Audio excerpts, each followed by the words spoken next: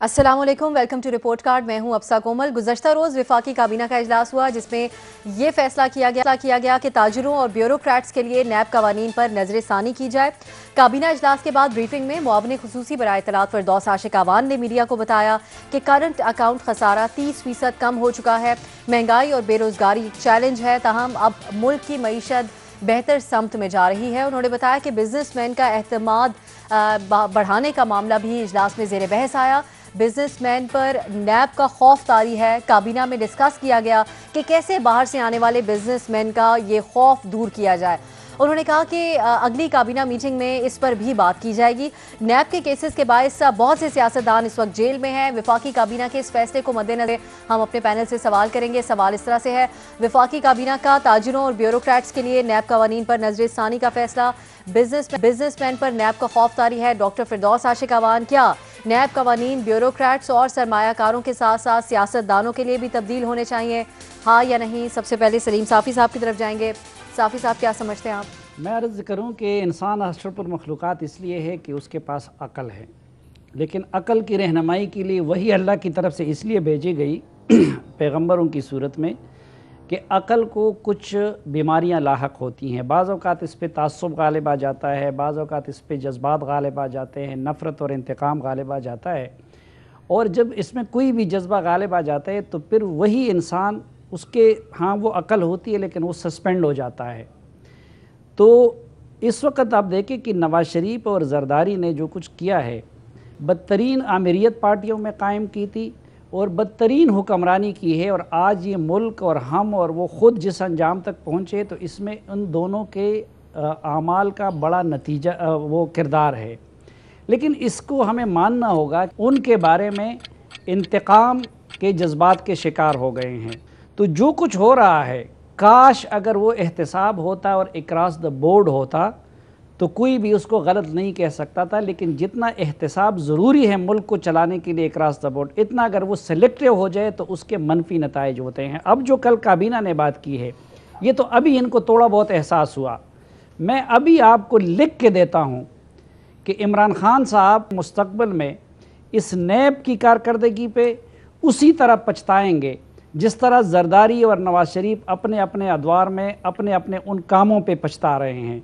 और मैं आपको अभी से लिख के देता हूँ कि ये जो मौजूदा एहतसाब के चेयरमैन है, ये जब तारीख़ में जिन लोगों पे लोग पछताते हैं कि काश वो इस जगह ना होता या ये इदारा ना होता, अभी तो इनको थोड़ा बहुत एहसास हुआ है। ये सिर्फ नैब की वजह से नहीं, देखिए एक तो ये कि सिर्फ सरमायाकारों की वजह से नहीं होगा, इस कि उनको एक्सक्लूड करने से सिर्फ ब्यूरोक्रेट के इस वक्त ना कोई सरमाया लगा रहा है, इस वक्त ना कोई ब्यूरोक्रेट काम कर रहा है, इस वक्त उल्टा काम हो रहा है कि मुल्क से पैसा निकल रहा है। और सबसे बड़ी कि जो घुटन की फ़िज़ा बनाई गई है और खौफ की, उसकी वजह से आपका ब्रेन ड्रेन भी बड़ी तेज़ी के साथ बाहर हो रहा है। और अगर ये सूरत हाल हो तो ये लोग कुछ भी करें, कुछ भी करें, ये मामला इस मुल्क का माशी और सियासी हवालों से बेहतर नहीं हो सकता।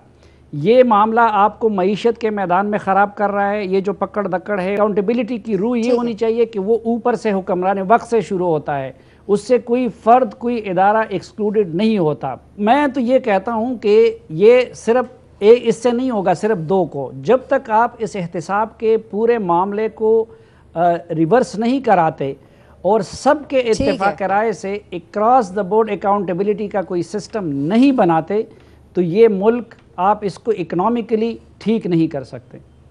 हसन निसार साहब की तरफ जाएंगे। हसन साहब, आप जिस तरह साफ़ी साहब कह रहे हैं, आप समझते हैं कि पछताएंगे नैब के जो मौजूदा सूरत हाल है उसके ऊपर जो कार्रवाइयाँ की जा रही हैं, और आप क्या समझते हैं, क्या नैब कवानीन में तब्दीली होनी चाहिए सियासतदानों के लिए? एक तो आप ना जरा मुख्तसर बात किया करें, बंदा सारा कुछ भूल जाता है। हो गई, समझ गई, सवाल कर रही हूं, बात नहीं आ गई है अकल में। पहली बात तो ये है कि इन्होंने कहा, ये साफ़ी साहब ने कहा कि जरदारी साहब और मियाँ साहब पछता रहे होंगे। मेरे तो ये सियासी ईमान का हिस्सा है कि वो बिल्कुल नहीं पछता रहे होंगे और ये सोच रहे होंगे कि अगली बार मौका मिला तो मजीद वारदात कौन कौन सी करनी है। ये वो नस्ल ही नहीं, ये बिच्छू को आप कहें, मतलब ये नहीं हो सकता।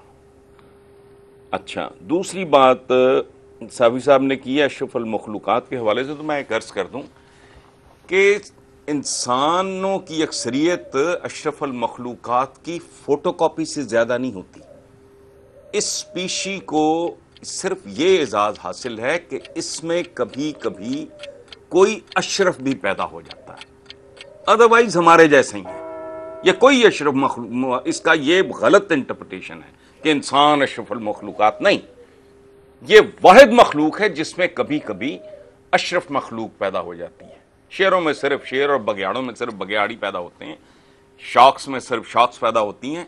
सो इसके बाद आए इस तरफ कि इस मुल्क में सिर्फ एक वैल्यू बाकी रह गई है और बड़ी देर से ये सूरत हाल है, और वो है न्यूसेंस वैल्यू।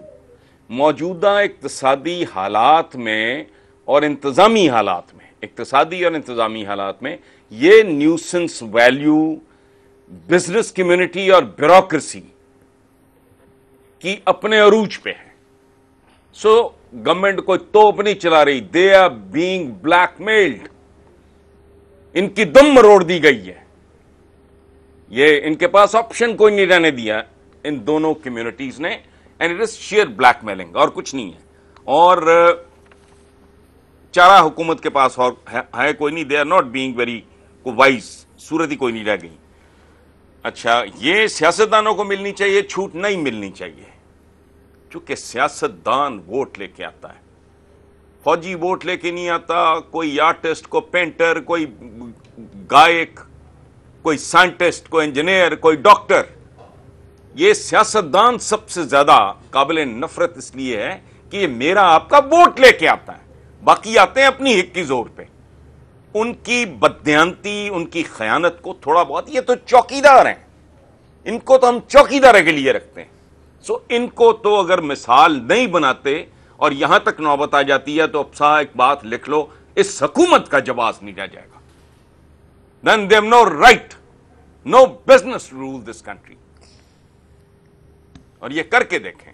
ठीक। अच्छा, मैं इनका जवाब ही कोई नहीं है। की बात करते हैं, मैं अपने मुर्शिद और उस्ताद एहसन निसार साहब से एक बात इंतहाई अदब और एहतराम से पूछना, सिर्फ सियासतदानों की बात करते हैं कि ये कौन सा एहतसाब है कि गैर मुल्की अकाउंट्स ऑफशोर की बुनियाद पे जहांगीर तरीन जो है, क्या इस वक्त अमलन इस हुकूमत को चला रहे या नहीं, उसके नतीजे में वो जेल क्यों नहीं किया। दूसरा, मुझे ये बताइए कि आसिफ जरदारी का कौन सा माली, इंतज़ामी या सियासी जुर्म ऐसा होगा जिसमें फहमीदा मिर्ज़ा और उनके शौहर डॉक्टर मिर्ज़ा शरीक नहीं होंगे। आज वो वज़ीर और पवित्र क्यों है? यानी सिर्फ हम सियासतदानों में अगर अक्रॉस द बोर्ड कर लें, आज मलम जबा का क्यों नहीं हो रहा है, आज BRT का आज आप एहतसाब करें तो कुछ आगे की तबाही रोक देंगे। माजी को तो आप टटोल रहे हैं, या खुद जो है हुकूमती लोग इंक्वायरी या उस स्टेज पे अरेस्ट क्यों नहीं होते जिस तरह पूछे। मैं सिर्फ सियासतदानों तक एक क्रॉस, मैं आपकी बात मानता हूँ कि सियासतदानों को लोग वोट देते हैं, जरा मुझे इस पे एजुकेट कर लीजिए। नहीं, ये जो आपने फुट नोट लगाया है, इससे मैं डिसएग्री नहीं करता। मैंने तो एक उसूली बात की है। अब इस मुल्क में अगर कहीं भी कोई उसूली बात नहीं हो रही तो that is not my fault. मैंने तो एक बुनियादी, एक निसाबी, एक एकेडमिक किस्म की बात की है अशरफुल मखलूकात होने के हवाले से कि वो टेक्निकली गलत है। इस स्पीशी में अशरफ पैदा होते हैं, बाकी हम जैसे ही हैं। इस मुल्क में और सियासतदानों को माफी नहीं मिलनी चाहिए, क्योंकि इनका रोल ही और है। और उधर ना हो तो बस फिर कोई मखलूक ही नहीं समझा जाता। वो आपका कल्चर है, वो आपकी हिस्ट्री है, उसमें मैं कुछ नहीं कंट्रीब्यूट कर सकता। ठीक है, आगे महमल की तरफ जाएंगे। महमल, ये जो गुफ्तगू हो रही है इस पे आप कुछ ऐड करना चाहें? फिर दूसरा, नैब कवानीन पे बहुत हम यहाँ पे भी बहस कर चुके हैं, अपोजिशन को भी बहुत सारे एतराज़ात हैं। अब खुद फिरदौस साहबा कह रही हैं कि लोग नैब के डर से पैसे मैट्रेस के नीचे छुपा के रखते हैं। आप समझती हैं कि सियासतदानों के लिए भी कुछ तब्दीली होनी चाहिए कवानीन में? जी अब सर मैं तो इसमें हाँ का ऑप्शन लूँगी। और अगर आपको याद हो कि मैंने पहले भी ये कहा है कि नैब कानून ही चेंज होना चाहिए, क्योंकि एक आर्बिट्री किस्म का लॉ है जिसमें किसी को भी पकड़ लेते हैं बगैर नोटिस के, फिर वो 90 दिन, और बड़े ड्रैकोनियन किस्म का एक ये लॉ है। अच्छा, अब अगर डॉक्टर साहबा ने बात की है कि जी बिजनेसमैन सरमायादारों के लिए और ब्यूरोक्रेट्स के लिए हमें बदलना चाहिए, सियासतदानों पे उन्होंने बात नहीं की, जाहिर बात है उन्हें सूट नहीं करता, लेकिन अगर आप उनके लिए बदल रहे हैं तो फिर ये नहीं हो सकता कि पिक एंड चूज करें कि हमने लॉ बदलना है सिर्फ बिजनेसमैन के लिए क्योंकि हमें पैसा चाहिए, इन्वेस्टमेंट चाहिए पाकिस्तान के अंदर, और हमने ब्यूरोक्रेट्स के लिए बदलना है क्योंकि ब्यूरोक्रेट्स काम नहीं करे। जाहिर बात है आहद चीमा और फवाद हसन फवाद की एग्जांपल्स हमारे सामने मौजूद हैं और सारे ब्यूरोक्रेट्स डरते हैं। ये तो पीटीआई के अपने मिनिस्टर्स कहते हैं कि हमारी मिनिस्ट्रियों में 60 से 70% काम नहीं होता क्योंकि ब्यूरोक्रेट साइन नहीं करते, उनको ये डर है कि हमने इस एक लाइन पे साइन कर दिया तो कल हमारे साथ कोई हो जाएगा। ये बिल्कुल सही बात है। अभी आप देखें मिफ्ता इस्माइल का केस ही देख लें कि वो एक बोर्ड के अंदर मौजूद थे, उस बोर्ड का यानी कि उन्होंने कुछ किया नहीं है, वो बोर्ड के अंदर और भी मेंबरान थे लेकिन उनको अरेस्ट कर लिया गया क्योंकि वो नून लीग के हैं, क्योंकि वो इस गवर्नमेंट के खिलाफ बात कर रहे थे, क्योंकि वो मईशत की बातें कर रहे थे। तो ये पिक एंड चूज करके नैब लॉ जो बुरा लगता है उसके ऊपर अप्लाई करके उसे पकड़वा देते हैं। अभी आप मरियम नवाज को देख ले, उनके कोई लेना देना भी नहीं होगा उस केस से, मतलब जिनके जो केसेस चल रहे भाई उन पे करो अगर करना ही अगर इस तरह की चीज, तो ये करते हैं। सियासतदानों पर पीटीआई की गवर्नमेंट कभी नहीं आएगी, लेकिन हाँ मैं जरूर हाँ का ऑप्शन हूँ क्योंकि कोई चीज हो तो क्रॉस द बोर्ड हो। ये नहीं हो सकता कि मैंने अब ब्यूरोक्रेट से काम लेना है और क्योंकि पता है हुकूमत नहीं चल रही तो इसलिए जो है मैं हटा दूं, वो लॉ चेंज कर दूं ब्यूरोक्रेट्स के लिए और इन्वेस्टर्स के लिए, लेकिन मैं पॉलिटिशियंस के लिए ना करूं। असल में गवर्नमेंट को ऑपोजिशन के साथ बैठ के पूरा का पूरा कानून ही बदलना चाहिए और ये पीटीआई की गवर्नमेंट ने कहा था कि हम बदलेंगे, अब बैठे और बदले आपका कानून बदलना बिल्कुल ठीक है। इरशाद भट्टी साहब, इस बात का इजहार आप भी अक्सर कहते हैं कि पुरानी हुकूमतें जो अब नैब कवानीन पे बात करती हैं खुद क्यों नहीं बदल दिया था इन्होंने नैब लॉ। बेशक अभी जो पीटीआई की ऑपोजिशन है वो ज़्यादातर को नैब केसेस का सामना है, लेकिन खुद पीटीआई को भी इस बारे में सोचना चाहिए अगर तब्दीली की जा रही है कवानीन में। तो देखिए, पहली बात है कि नैब की कैपेबिलिटीज़ कैपेसिटीज़ इश्यूज़ अपनी जगह, नैब की अक्रॉस द बोर्ड बिला इम्तियाज़ मतलब बिला इम्तियाज़ एहतसाब पर तहफ़्फ़ुज़ात अपनी जगह, नैब में केसों का यूं लंबा होना कि इमरान खान साहब का एक हेलीकॉप्टर केस था, 20-21 लाख का मामला था, अभी तक उसका फ़ैसला नहीं हुआ, ये अपनी जगह। मगर ये भी ठीक है कि नैब ने अब तक 336 अरब रिकवर करवाए, 2018 में 30 अरब और 2019 में 50 अरब। डबल शाह से मुजारबा तक अवामी रिलीफ इसके अलावा है, एक हाउसिंग सोसाइटी का 468 अरब इसके अलावा है, 26 एहतसाब अदालतों में 900 के करीब 900 अरब के 1244 मुकदमात इसके अलावा हैं। बाकी ये ताजरों की बात नहीं है, ये गलत बता रहे हैं हुकूमत भी और डॉक्टर साहब अभी, ये ताजरों की ब्यूरोक्रेट्स की बात नहीं है। ये जो कल काबीना तक आके बात पहुंची है इसके पीछे एक कहानी है। ये बीआरटी का मंसूबा है, मालम जब्बा ज़मीन है, वुज़रा की इंक्वायरियों का खौफ है, इत्तेहादियों की दरखास्तें हैं।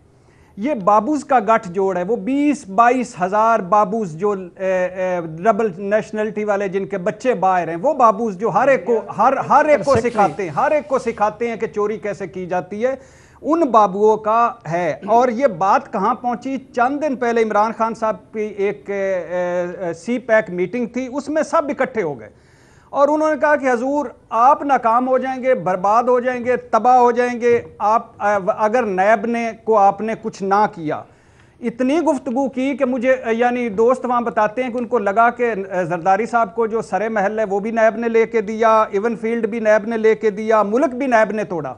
और जो मरियम साहबा की बात हो रही थी ना, मरियम साहबा की, वो नासर अब्दुल्ला लूथा एक बयान दे के गए मजिस्ट्रेट के सामने और वो नैब में पढ़ा है, पढ़ लें, शर्म आती है नवाज शरीफ और जरदारी के किरदार पर। दोनों मुल्क से मोहब्बत करने वाला एक आदमी उसको कैसे लूटा, तौबा तौबा तौबा। अरे हुसैन नवाज है मरियम की गिरफ्तारी की वजह, आज आ जाए तो इस चौधरी शुगर मिल से शायद निकल जाए। अच्छा, फिर काबीना का इजलास कल होता है, रजाक दाऊद साहब आंखों में पानी भरकर बोले, वही रजाक दाऊद साहब, वो मेहमद डैम वाले, वो कॉन्ट्रैक्ट वाले, वो कहते हैं जी एलएनजी टर्मिनल में जो इमरानुल हक पकड़ा गया है ना, वो बड़ा जुल्म हुआ है, उसका कोई हाल नहीं। अरे अच्छा, उसके बाद अल्हम्दुलिल्लाह फिर उन्होंने जो बाकियों की बारियां लगाई हुई थी वो भी बोल पड़े और इमरान साहब की कमाइयाँ खाने वाले जो नालायक और नाहल थे उन्होंने चारों तरफ से इमरान साहब को घेरा और इमरान साहब ने फिर कहा कि अगली कैबिनेट मीटिंग तक प्रपोजल लाई जाए और अब अगली कैबिनेट मीटिंग तक प्रपोजल लाई जाएगी। इसके साथ साथ 2-4 और उन्होंने भी काम किए। इशरत हुसैन साहब ने एक ब्यूरोक्रेसी इस्लाहात पे रिपोर्ट पेश की है, ड्राफ्ट। उसमें उन्होंने कहा कि नैब ख़त्म करके 3 ब्यूरोक्रेट्स और 1 जज पर कमेटी बना दी जाए, वो डिसाइड करे कि किसका एहतसाब करना है किसका नहीं करना। अल्हम्दुलिल्लाह सलमान अकरम राजा साहब हैं, वैसे इनको भी अल्लाह खुश रखे, अच्छे वकील हैं। ये पिछले जो नवाज शरीफ साहब के भी साथ थे और उसके और अब इसमें भी हैं। अच्छा, उन्होंने कहा है कि पार्लियामेंट्री ओवरसाइट किस्म की कमेटी बनाई जाए जो डिसाइड करे कि किसी को पकड़ना है किसी को नहीं। अल्हम्दुलिल्लाह एक आप बात मान गई हैं, नैब बुरा या अच्छा है, लेकिन जमहूरियत को खतरा नैब से है, पार्लियामेंट को खतरा नैब से है, जरदारी साहब को खतरा नैब से है, और नवाज शरीफ साहब को खतरा नैब से है, मंडेला को खतरा नैब से है, इनकलाब को खतरा नैब से है, कश्मीर को खतरा, कश्मीर पर कोई मुत्तफिक नहीं है, कश्मीर पर कोई मुत्तफिक नहीं, पीपी पीटीआई लीगी नैब पर मुत्तफिक हैं। कमाल कर देते हैं भाई, अल्लाह खुश रखे। ख़त्म कर दो, बंद कर दो, ताले लगा दो, FIA वैसे बैठ गई है, पुलिस वैसे डाउन हो गई है, इदारे वैसे खसारे में, ब्यूरोक्रेट कोई पूछता नहीं, बंद कर दो नैब भी, और उसके बाद भंगड़े डालो और जो आता है लुट के खा जाओ ये और मौजें करो। नहीं का ऑप्शन। नियाजी साहब देखें जी, अल्लाह सबबुल असबाब तो पहचाना जाता है, लेकिन पाकिस्तान के जो मारूजी हालात हैं उसमें नैब जैसा सबबुल असबाब भी शायद ही कोई इस कैपेसिटी का हो। वो इतना बड़ा तो माइटी नहीं है, लेकिन छोटे M के साथ एक माइटी इदारा है। ये 2018 का जो इलेक्शन है ये इसी नैब की मरहून मिन्नत है। हम बेशुमार दफ़ा डिस्कस भी कर चुके हैं, पूरी जगह इसको हर एंगल से, हर जाविये से पाकिस्तान का सारा मीडिया इसको उजागर करता रहेगा। बीबी दो वीडियोज़ आ चुकी हैं, एक नैब के बारे में और एक नैब अदालत के बारे में। एक ये 2 वीडियो, ये पाकिस्तान में ये तो तयन करना बड़ा मुश्किल है कि जी इसका मुजरिम कौन है। मरियम को पकड़ने के लिए नैरेटिव पहले आता है कि दोनों सियासी जमातों को एलिमिनेट किया जाएगा। 4 साल 5 साल से दर्जनों दफा कह चुका कि 2014 का मुझे हिसाब चाहिए। वो कौन सा वो करप्शन केस था उस वक्त, होंगे बहुत सारे। फिर आपके पास क्या कुछ नहीं है, पुलिस है, FIA है, FBI है, स्टेट बैंक है, वजीर आजम नवाज शरीफ है और ये सारे महकमे SCCP है। किसको रिपोर्ट कर रहे थे? नवाज शरीफ के खिलाफ थे। फिर आप बात क्या कर रहे हो? एक ऐसी तस्वुराती ख्यालाती बात कर रहे हो कि इस मुल्क के अंदर जिसको थोड़ा फहम और फरासत है कि किसी वजीर के पास साइनिंग अथॉरिटी नहीं है, अगर उसने कोई करप्शन किया है तो यह कोई वर्चुअल करप्शन नहीं है, बल्कि वर्चुअल करप्शन है कि आपके लिए किसी ब्यूरोक्रेट ने करना है और ब्यूरोक्रेट साइन करता है। फवाद बेचारे को आपने साल से अंदर किए हुए, इतने बड़े सीनियर बंदा जो नौकरी जो कर रहा था। अल्लाह की पकड़ जो है उससे बचो, और ये अल्लाह की पकड़ है जो आपको 4-5 महीने से हलकान किए हुए है, आपकी गलों को दबा चुकी है।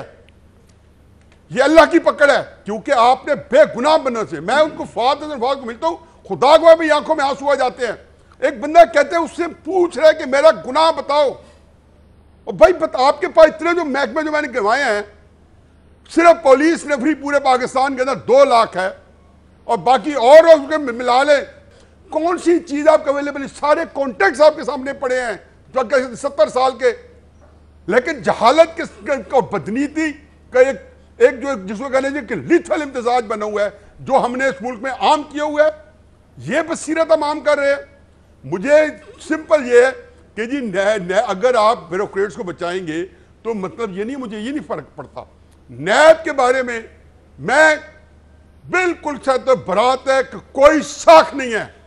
जिसने इलेक्शन हमारे 2018 का वो किया है, जिसमें वो सफाइयां देते फिर कस्बे कुराने खाते हैं, चेयरमैन नैब कहता है मैं कोयटा चला जाऊं, मैं पेशावर चला जाऊं। नहीं, आप ये 28 कंपनियों ऑडिट करें इलेक्शन से पहले।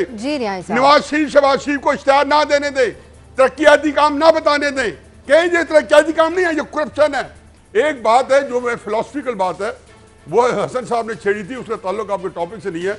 अशरफुल मखलूकात आपका बड़ा खूबसूरत नैरेटिव है, मुझे पसंद आया, लेकिन मेरा भी एक छोटा सा नैरेटिव है कि अशरफुल मखलूकात बुनियादी तौर पे आपके अंदर जो अल्लाह ताला ने हर गुनाह जुर्म करने की और नेकी करने की और अच्छी बातें करने की जो जहानत फतानत सलाहियत दी है, और आपको बहुत सारी चीज़ों से उससे बाकी मखलूक़ात से मुमय्यज़ कर दिया, वो भी एक फ़लसफ़ाना एक अंदाज था देखने का। और मैं आपके लेवल का फ़लसफ़ी तो नहीं हूँ, लेकिन चूँकि आपने बड़े खूबसूरत तरीके से एक अच्छी एकेडमिक बात की है, तो मैंने कहा मैं उसमें थोड़ा सा कंट्रीब्यूट करता जाऊँ कि हम उस लिहाज से अशरफुल मखलूक़ात कहते हैं कि भाई ये है कोई मखलूक, एक अजीब मखलूक है और है कोई अशरफ है, और अशरफ लेटर में ना लें, अशरफ को भाई उसी तरह रहने देंगे, बाकी कीड़े मकोड़े 12 वो बेचारे जो है ना मखलूकात को डिफाइन किया जा बस ठीक है। ब्रेक की तरफ जाएंगे न्याई साहब। चले जी, 3 हाँ के ऑप्शंस हैं, इनके ऑप्शंस हैं। अशरफुल मखलूकात की अपनी अपनी डेफिनेशंस भी, न्याई साहब की भी, हसन साहब की भी आपने मुलाहिजा की। ब्रेक लेंगे, बात करेंगे उसके बाद कराची की सफाई की सूरत हाल की, जहाँ मेयर कराची और सिंध हुकूमत आमने सामने आ गए हैं। गुफ्तगू करेंगे ब्रेक के बाद। कराची की गलियां कचरे के ढेरों और मोहल्ले सीवरेज के पानी से भरे हुए हैं। जाबजा गंदगी के ढेरों के बायस शहर में डायरिया और गैस्ट्रो फैल चुका है। सिंध हुकूमत ने शहर की सफाई न होने पर कचरा उठाने वाली चीनी कंपनी का कॉन्ट्रैक्ट मनसूख कर दिया है, जबकि मेयर कराची वसीम अख्तर का कहना है कि वो कराची के आवाम से कहेंगे कि वो सिंध हुकूमत को टैक्सेस देना बंद कर दे। कराची के आवाम 350 बिलियन टैक्सेस देते हैं, मगर उनके मसाइल पर कोई तवज्जो नहीं दे रहा। शहरी बहुत परेशान है, रद्द-ए-अमल आया तो सूरत हाल ठीक नहीं होगी। कराची की गलियां कचरे के ढेरों और मोहल्ले सीवरेज के पानी से भरे हुए हैं। इसके जिम्मेदार वजीर आला सिंध है, जो अवाम अपने मसाइल के हल के लिए हुकूमत सिंध के खिलाफ पुरअमन एहतजाज करें ताकि शहर के बुनियादी मसाइल हल हों। ऐसा कहना था मेयर कराची का। कराची के बासियों के मसाइल और मेयर कराची के इस बयान को सामने रखते हुए बात करेंगे अपने पैनल से। सवाल इस तरह से है, गंदगी से डायरिया गैस्ट्रो फैल गया, मसाइल पर कोई तवज्जो नहीं दे रहा, शहरी सिंध हुकूमत को टैक्सेस देना बंद कर दें मेयर कराची। क्या शहर के मसाइल के जिम्मेदार सिर्फ सूबाई हुकूमत है, हाँ या नहीं? भट्टी साहब, आप कैसे देखते हैं इसको? देखिए, मैंने इसको किस तरह देखना है, मेरी क्या औकात है, मेरी क्या मजाल है कि मैं इसको किस एंगल से देखूं। आपने खबर नहीं पड़ी, एक तरफ यानी इस मुल्क की खूबसूरती देखिए, निज़ाम की खूबसूरती देखिए। आसिफ अली जरदारी साहब और फरयाल तारपोल साहबा को इजाज़त मिल गई है अपने ख़र्चे पर AC, TV, radio, fridge, cooler, केतली, टोस्टर, टार्च, मच्छर मार लाइट, इस्त्री, आईपॉड और मुलाजम रखने की। दूसरी तरफ कराची में गंदगी से डायरिया गैस्ट्रो यूं फैला है कि 16,000 मरीज़ जो हैं हस्पतालों में हैं। अक्सरियत जो बच्चों की है और अस्पतालों में जगह कोई नहीं है, पैसे उनकी जेब में हैं, जगह कोई नहीं। इधर मच्छर मार जो लाइट है ना, वो भी आसिफ अली जरदारी साहब और उनको मिली है कि मच्छर करीब ना, वैसे मच्छर लड़ेगा तो खुद ही मर जाएगा, लेकिन मच्छर मार लाइट भी है।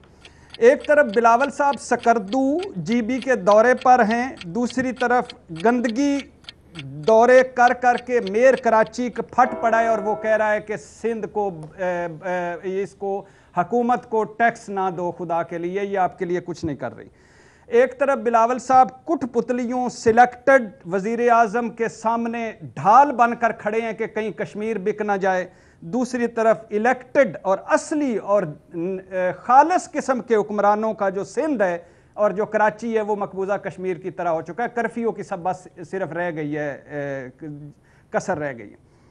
किसी करंट लगने वाले के घर बिलावल गए हों, किसी बंदा जो मुझे बताएं किसी का घर गिरा है उस पर गए हों, यानी वो टीवी पर कह रहे थे कराची यूं है, लाहौर यूं है, पेशावर यूं है। अब पता नहीं वो यूं और यूं और यूं, पता नहीं, मुझे समझ नहीं आई कि वो यूं क्या है, लेकिन बहरहाल सौकनों की तरह लड़ रहे हैं कराची वाले, जो मेयर साहब, मुस्तफ़ा कमाल साहब, अली जैदी साहब, हुकूमत सिंध साहबा, सौकनों की तरह आपस में लड़ रहे हैं और लोग मर रहे हैं।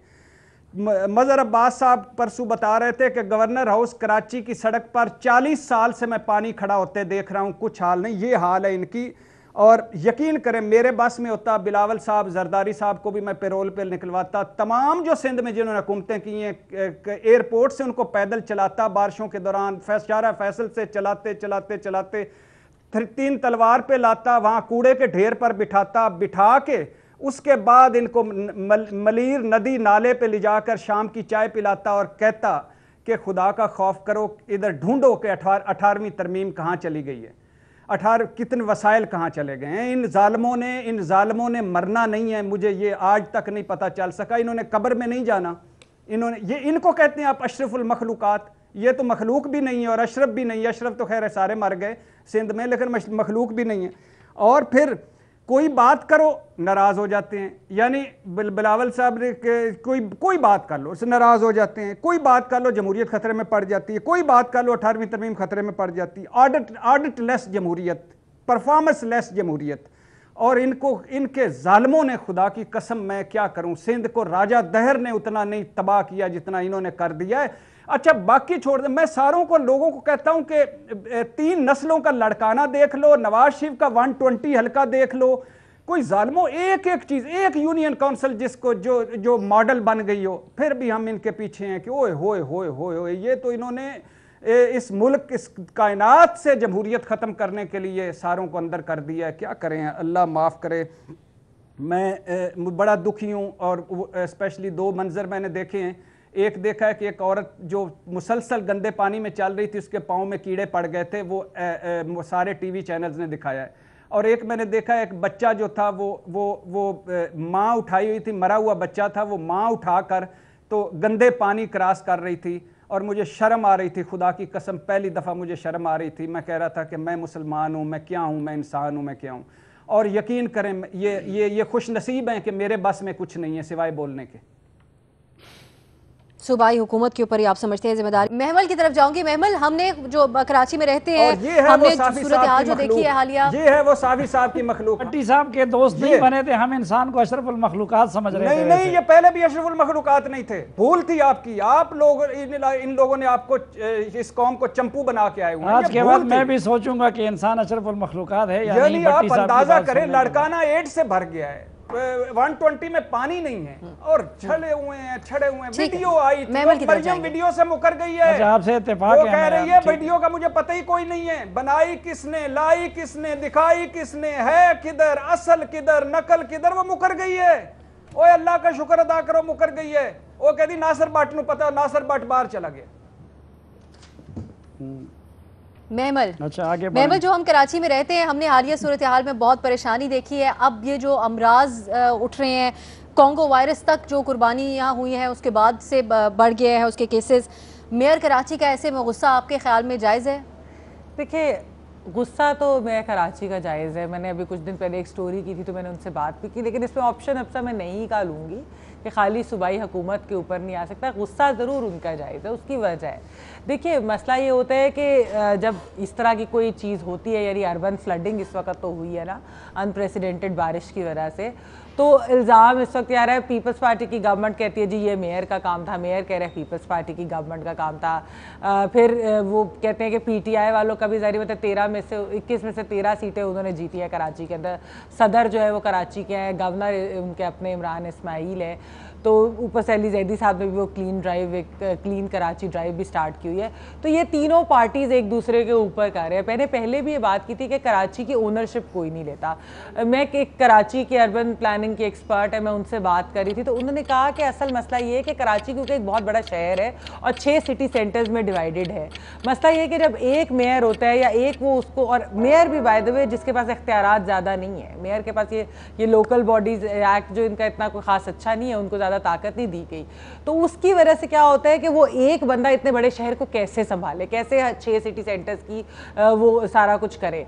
इसलिए होना ये चाहिए कि टाउन्स की एक बनानी चाहिए कि यानी कि मोहल्ले और टाउन जो होते हैं ना उसको उसके अंदर डिवाइड करें और उनकी ओनरशिप दे, उनके लोग रख करके वो उनकी जिम्मेदारी हो। जिम्मेदारी कोई नहीं लेता इसी वजह से। देखिए, मेरे तो ख्याल में सब इक्वली उनके ऊपर ब्लेम आना चाहिए। खाली एक गवर्नमेंट का, ये सिंध की गवर्नमेंट के ऊपर नहीं आ सकता। इसमें सबके सब शामिल है, सबकी जिम्मेदारी बनती है। लेकिन बात वही है कि कोई नहीं लेगा जिम्मेदारी और एक दूसरे के ऊपर इल्जामात लगाएंगे।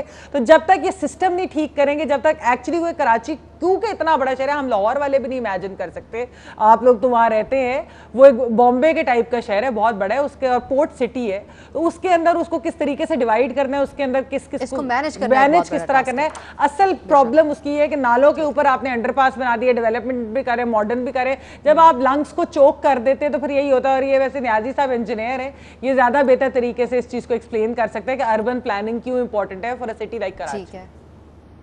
बिल्कुल ठीक है लेकिन पूरी जिम्मेदारी सूबाई हुकूमत पे सब नहीं आती। सबकी जिम्मेदारी है, खाली सूबाई की नहीं है, सब तमाम equally स्टेकहोल्डर्स to be की blamed है जी। जिम्मेदारी। हसन निसार साहब, आप क्या समझते हैं? देखें अब साहब, यहाँ से शुरू करते हैं कि सफाई निस्फ ईमान है। नमाज का आगाज होता है वुजू से, और वो भी 5 वक्त, और ये सिलसिला शुरू हुआ है एक ऐसी सरजमीन से जहाँ पानी बहुत ही कमयाब था। सबसे ज़्यादा कीमती शय अरब वर्ल्ड में पानी थी, ख़ास तौर पे मक्का से मदीना तक। ये तो हो गई बुनियाद। अब ये सवाल आपका जो है ये इसलिए दुरुस्त नहीं कि इसको भूल जाना चाहिए कि मखसूस हालात में बारिशें, बरसात और मखसूस हालात में एक मखसूस शहर के साथ क्या हुआ, इसको भूल जाएं। ये गंदगी माफ़ करना, I am a part of all this obviously. ये गंदगी हमारा इज्तमाई चेहरा और हमारा इज्तमाई कैरेक्टर है। अगर आपको यकीन ना आए, आप में से किसी को शक हो, तो उसका बुखार मैं उतार दूंगा, मेरे पास आए, ठहरे, मैं उसे असली लाहौर दिखाऊंगा। अगर वो कराची से गंदा और गलीज ना हो, जो सजा आप तजवीज करेंगे खुशदिली से कबूल करूंगा। असली लाहौर आज के कराची के बराबर का शहर है। आप सड़कों पे निकलते हो, वो बोर्ड आता है एक, आहिस्ता चलाएं आगे आबादी है। तो मेरा एक दोस्त हंसता होता है कि लिखना चाहिए आहिस्ता चलाएं आगे गंदगी है। आबादी का मतलब ही गंदगी है। सो चंद मखसूस पॉश इलाके छोड़ के गो टू एनी सिटी, वहां आपका असली चेहरा आपको दिखाई देगा। और इस्लामाबाद जैसा खूबसूरत शहर में तो रिजाइन करके आ गया था 75-6 में।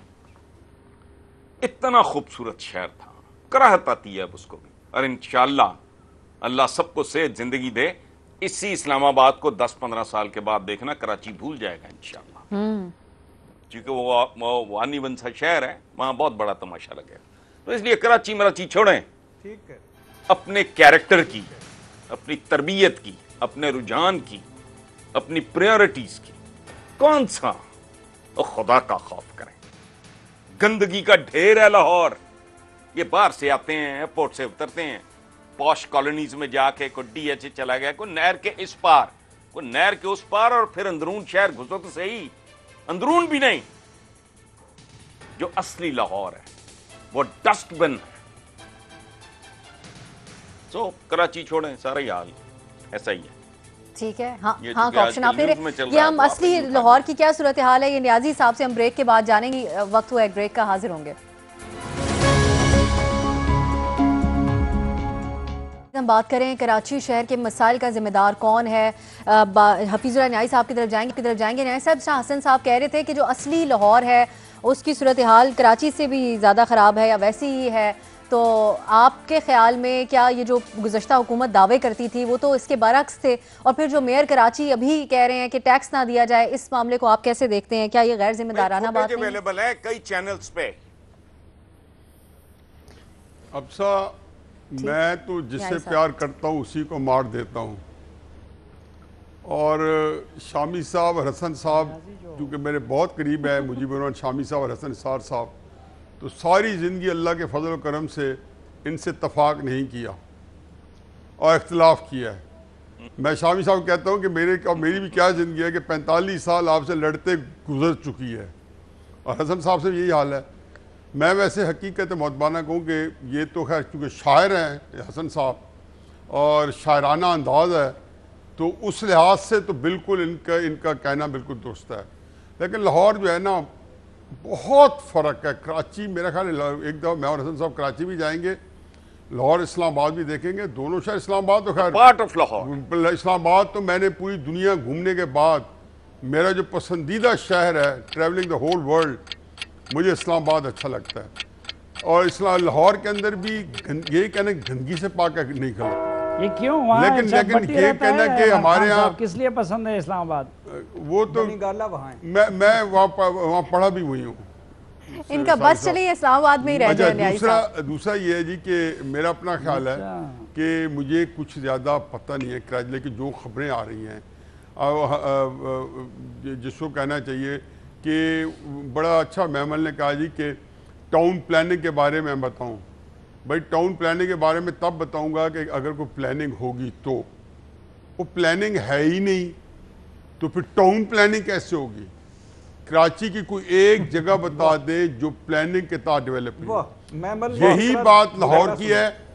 गंदगी तो खैर पता नहीं शायद छुटकारा मिल जाए उसका, तो कोई ना कोई इलाज होगा, लेकिन जिस बेहंगम और एक बकवास तरीके से हमारी अर्बन डेवलपमेंट हुई है लाहौर के अंदर, पूरे पाकिस्तान के अंदर मुझे स्टेट तीर की तरह रोड नहीं मिलती।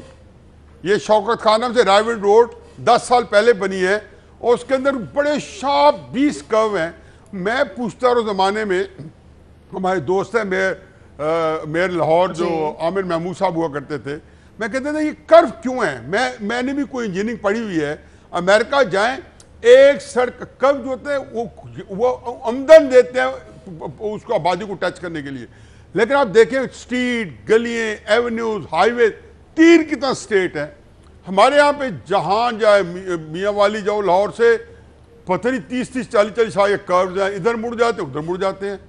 नई सड़क बना रहे हैं आप, ज़मीनें क्वायर कर रहे हैं, तो आप उसको स्टेट क्यों नहीं करते। और ये बात है कि इसी तरीके तो बगैर प्लानिंग के समनाबाद बन गया, इतना बड़ा समनाबाद है लाहौर के अंदर, उसके अंदर एंट्री नहीं है। जौहर टाउन बना बड़ी मुश्किल से, अब मकान गिरा के शहबाज शरीफ ने वहाँ पे एंट्रीज बनाई हैं। इलामा इकबाल टाउन बना, उसके अंदर आप घुस जाए निकल नहीं सकते। और ये वो बंदे हैं जहाँ पे एक एक जगह पे 6-6, 7-7, 8-8 लाख की आबादी के टाउन हैं। ये छोटे टाउन की मैं बात नहीं कर रहा हूँ। तो ये बस ये है कि वो कहते हैं ना कि बसों पे लिख दिए करते थे शेर मुकम्मल करेंगे भट्टी साहब के ना कमाल ड्राइवर इंजन का कमाल, खुदा के सहारे चली जा रही है। नहीं ऑप्शन आप ले रहे हैं, साफी साहब की तरफ जाएंगे। ठीक है साफी साहब, मेयर कराची वसीम अख्तर का ये जो कंसर्न अब नजर आ रहा है, मुस्तफ़ा कमाल साहब के जो बयान होते हैं इस सिलसिले में, ये आपके ख्याल में सियासत हो रही है या फिर वाकई सीरियस कंसर्न्स हैं इन रहनुमाओं के? एक तो मेयर कराची रहे, इमरान खान ना बने। ये माजी में वो लोगों से कहते थे कि टैक्स ना दें, कि पाकिस्तान में रहना है तो टैक्स हर जगह के लोगों को देना है। दूसरी बात ये कि ज़िम्मेदार सब हैं, पीपल्स पार्टी है ज़िम्मेदार इस वक्त वहाँ के हालात, ये MQM ख़ुद भी है, क्योंकि इन दोनों पार्टियों ने ही सिंध और कराची को रूल किया है। और तीसरे कैटेगरी में मैं ज़िम्मेदारों में वहाँ के लोगों को भी डालूँगा, क्योंकि एक तो जो हसन निसार साहब ने फरमाया, दुरुस्त फरमाया कि हमारे लोगों का भी सिविक सेंस नहीं है, और दूसरा ये कि अगर वो इन लोगों को गंदगी में डाल रहे हैं तो ये लोग बार बार उन दो पार्टियों को वोट क्यों दे रहे हैं। इसलिए बुनियादी ज़िम्मेदार पीपल्स पार्टी MQM और किसी हद तक वहाँ के वोटर भी हैं। ठीक है, तमाम स्टेक होल्डर्स को आप जिम्मेदार समझते हैं, लेकिन जिस तरह कह रहे हैं कि टैक्स ना देने की बात करना ये गैर मुनासिब बात है, क्योंकि इस सिलसिले में काफ़ी सफ़र कर रहे हैं। ऑलरेडी हुकूमत बहुत लोगों से दरख्वास्त कर रही है कि वो टैक्स अदा करें, अपनी जिम्मेदारी पूरी करें। इजाज़त दीजिए नाज़रीन, खुदा हाफिज़। मुझे तो आप जानते ही होंगे, मेरा नाम है मिस्टर जीम। अरे अभी तक आपने मेरा चैनल सब्सक्राइब नहीं किया? अरे भाई फौरन सब्सक्राइब बटन पे क्लिक करके मेरा चैनल सब्सक्राइब करें, और हाँ, बेल आइकन पर लाजमी क्लिक करें ताकि आपको मेरी आने वाली तमाम वीडियोस की अपडेट मिलती रहे।